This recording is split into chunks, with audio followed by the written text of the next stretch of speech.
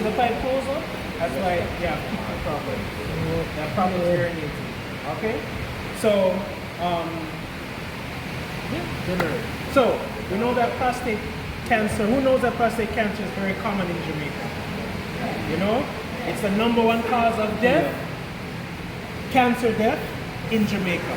Meaning, when you look at all the cancers, the one that kills the most people is prostate cancer. Right? And it's one of the most common causes of cancer in the world. Right?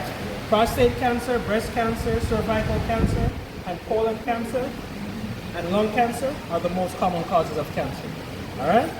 So, because it's so common, and because the fact that if you live long enough, you might have prostate problems. There's a good chance you'll have prostate problems, whether it's cancer or it's big and it's not cancer, because the prostate can be big and it's something called BPH, where it's not cancer, or it can be big and it's cancer, but they look just the same.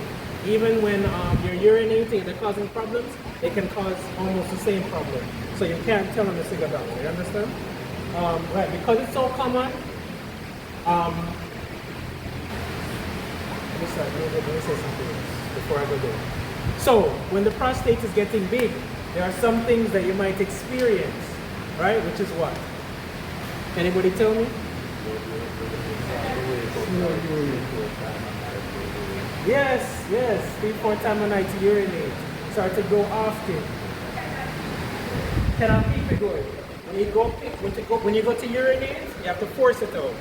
Or when you go, you start and stop, right? Or when you go, you might finish, you think you're done, and some of it goes in your pants or your underwear, right? What else might happen if the prostate gets big? You can stop urinating altogether, and the urine will build up in your bladder, and it can even burst, send you to the hospital, right? And then it's an emergency, which I've seen happen more than once. And right, that's what happens if the prostate. Huh? Sometimes the urine blood comes. Right. So you said sometimes blood is in the urine. Yeah. So the question I ask is, what happens when the prostate gets big?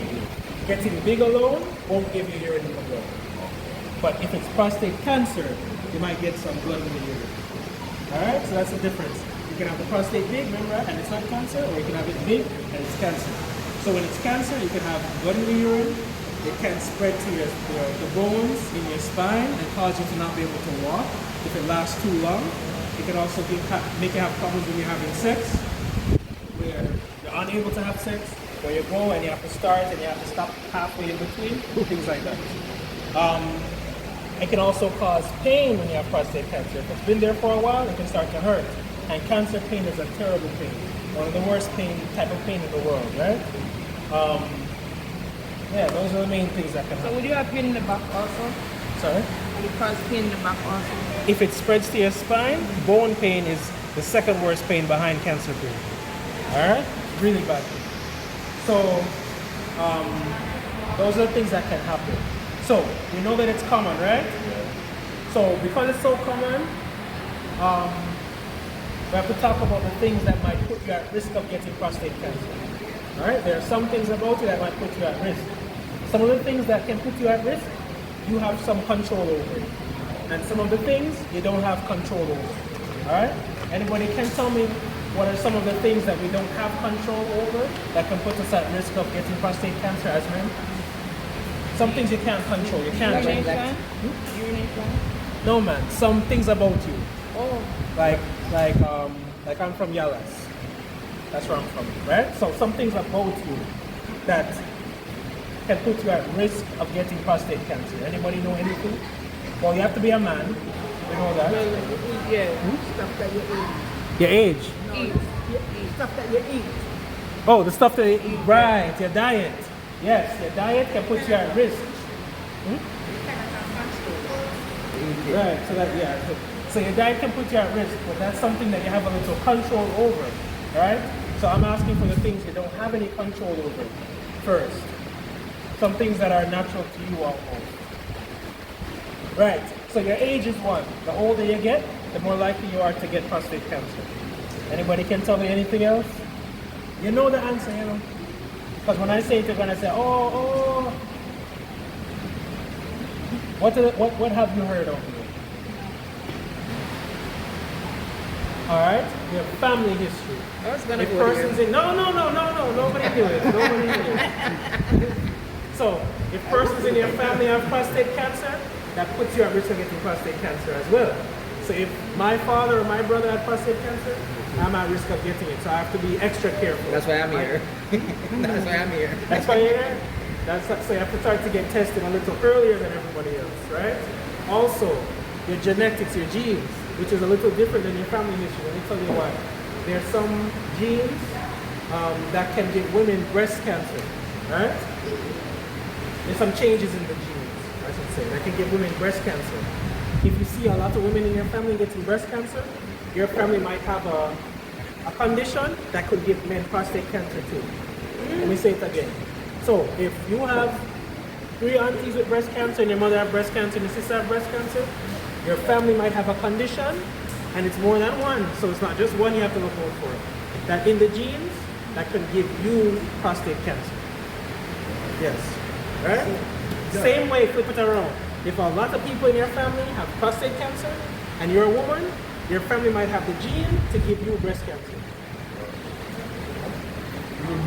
As you say, the breast cancer, if the baby sucks the mother when she has cancer,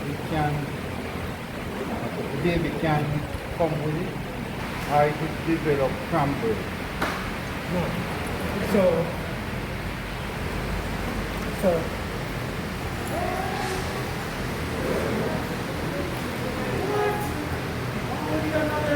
we need another table.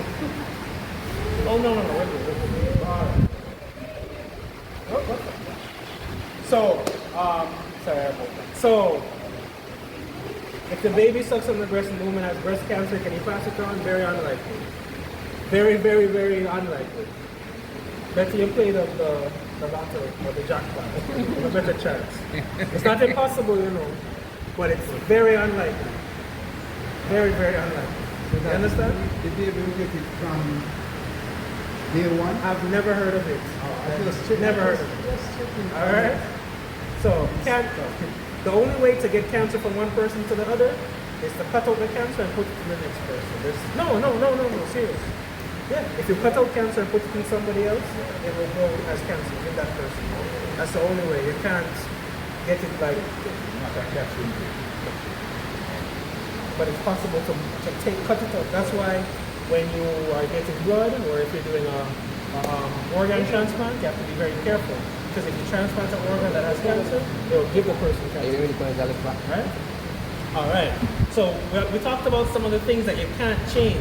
We talked about your age. We talked about your family history and your genes. There's one big thing that everybody in here has that we didn't talk about. It's something that affects almost all of Jamaica. The whole population. Almost all, not everybody. So persons of African descent, that's black people, are at higher risk of getting prostate cancer than other ethnicities.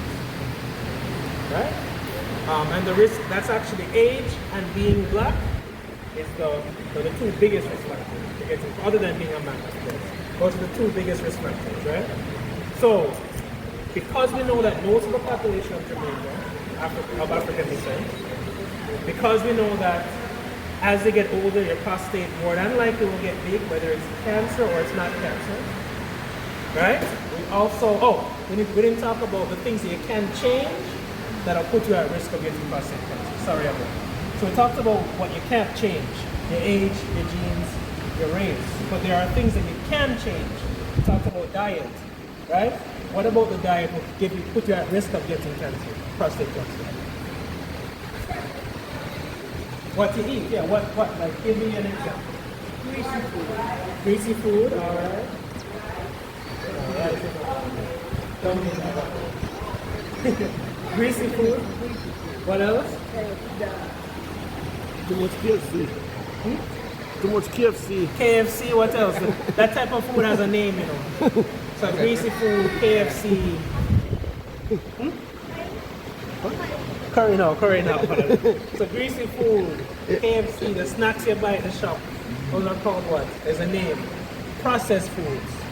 So all the food that they make, like artificial food, they put little fake things, not natural. They put you at risk of getting cancer in general, but they put you at risk of prostate cancer as well. All right. Also, if you eat red meat like beef, puts you at risk of prostate cancer. All right. Depending on how you cook it, if you eat a lot of grease, and it can make you gain weight, and gaining weight, being obese or being overweight, that puts you at risk of prostate cancer. All right. Also, smoking puts you at risk. That's something you can change. Right. Smoking puts you at risk. And yeah, those are the main risk factors that you can change. So we talked about all of that. So we know it's common, and because it's so common, we want to make sure that we test a lot of the population for it. Okay. You're gonna sit down? So we do things called screening tests. That means we're trying to pick up something before it causes a problem. Right? And in order for that to happen, it has to be a condition that can be in your body for a long time before it causes a problem. Because we're trying to pick it up early. You understand? So we have 2 screening tests that we use in Jamaica. And because of the fact that most of Jamaica, black people, they want to start getting tested from 40 years old. Alright? From you're 40 years old until you're 69 years old. You want to get tested? Right. They used to say you get tested once a year, but now they're coming out with a new thing to say you get tested every 2 years. And if you're really, really good and you're really controlled and there's no sign of anything, then you can get tested every 5 years. That's the new thing that they're saying. You saw that, Mrs. W? You saw that? Yeah, man. Today they had a prostate test that they changed into the national guideline. So, yeah. So every 2 years, and if they really meet a certain criteria, right, so you get tested every 1 to 2 years. That's what I would say no, right? And there are 2 tests that we use. We use the PSA, which is a blood test, and we use the DRE, which is the finger in the back passage, the digital rectal exam, right? Both of those tests should be done for the doctor or the nurse to have the full picture of what is going on. If you have one of them alone, it's like a husband without a wife. It's not going to work. You can't have children. You can't have a family. Right? You're not going to be able to function. Right? Or a wife without a husband. Same thing. Alright? So they go hand in hand. So the finger test, the finger in the back passage, and the blood test go hand in hand. A lot of men, especially in our population, don't like the finger test. But guess what?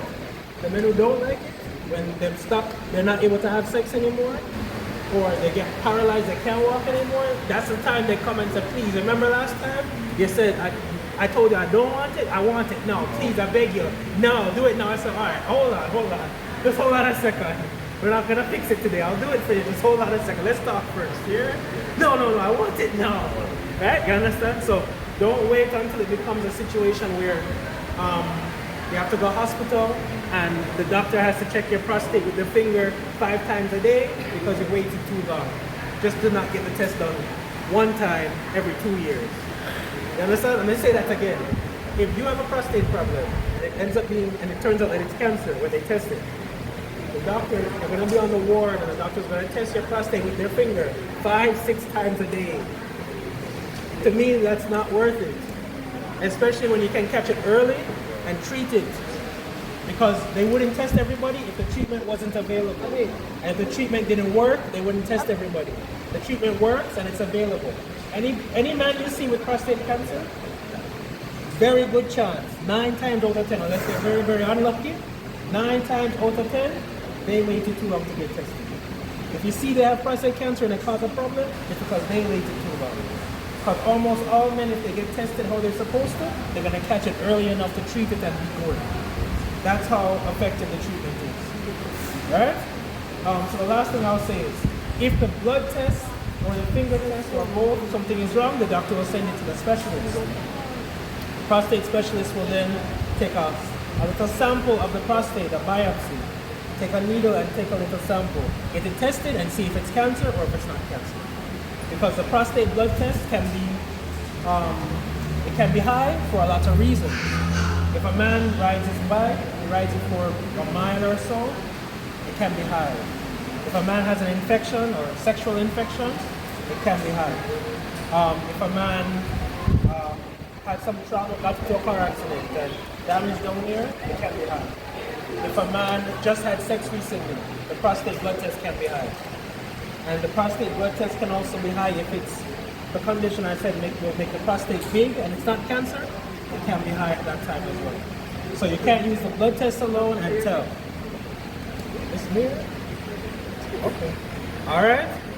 Any questions? Any questions you have? You can even ask anything about health that you want to ask. Say it again. What if you're over 69?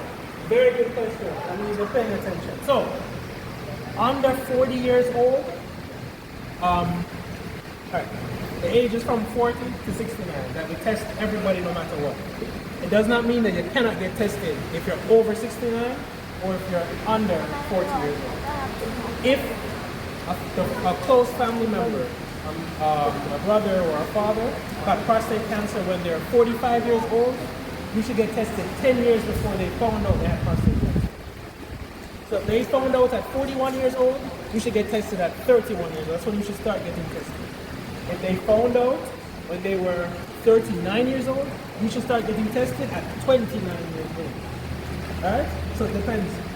Also, let's say you're overweight and you're of African descent, you're black, and you're overweight, and you smoke, and you eat red meat, and you do all of those things, you should probably start getting tested even before 40 years old. And if you were tested and then you kind of stopped when you were 60 years old, and you don't get tested again, and you're 72 years old, when you come to me, you're going to get tested. Because you haven't been tested for 12 years. You understand? Yeah. So there are different situations that might make you get tested under 40 and over 69. But in general, everybody between 40 and 69, it's recommended that you get tested. Okay? Any other questions? We went through a lot. Alright, I want you to remind me, what are some of the things that can put you at risk of getting prostate cancer that you can't control? Eating red meat. No, you can't control. You can control that. unless you really can't. You can't control it, my youth. Age. Alright, what else? Family history. Family history. Give me some things you can control. You said red meat. Your food. The diet. Processed food. We talked about all the bad food and the fryer. What else you can control? Too much chips. Yeah. What can you control that might put you at risk? Smoking. You love your wife? Fry, but they don't love you. You love it, but they don't love you. Alright. Give me some things that a man might experience when the prostate is causing problems, or my point is say you have prostate cancer. Enlargement. Swelling. The prostate gets big, but you won't see it because it's inside.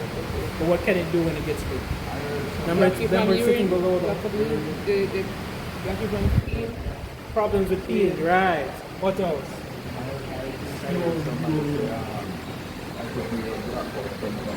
No, don't give me that blackroot. So any cancer can spread anywhere in the body. So if the cancer spreads long enough, it can spread to your brain, and you have to blackroot. Or it can make you so weak that because it's taking the resource, it's taking the nutrients, and that might make you blackroot. But by itself, what else you might experience if you have prostate cancer? Block off the urine. Alright, one more thing. Give me one more. Sir, give me one thing you might experience if you're having prostate cancer. Because you were listening, I can tell. One thing. Can't slow you down too. In what way? Like In your 6 life. the bird never lift up. Right. See, exactly. We're not saying it out now. Exactly. There's a bird guy. Alright. The blood in the urine can pass from the same person. Blood in the urine, we talked about that. Yes, the blood in the urine as well. Good job. So, what are the two tests you use when you want to see if you have prostate cancer? Blood test. Blood test called Finger the test. PSA and the finger test, the DRE. Right? How often are you supposed to do it? Every 2 years. 2 years. Every 2 years. How often? Every 2 years. Every 1 to 2 years. What age you should start no matter what? 40. 40. What age you finish? 65. 69. All right. Good So we are job listen here. go. So we are learn. 2 more years left. That's not my fault.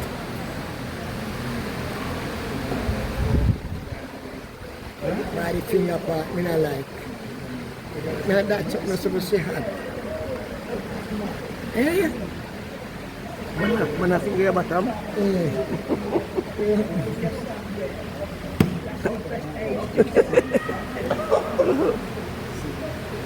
The last year. The last year.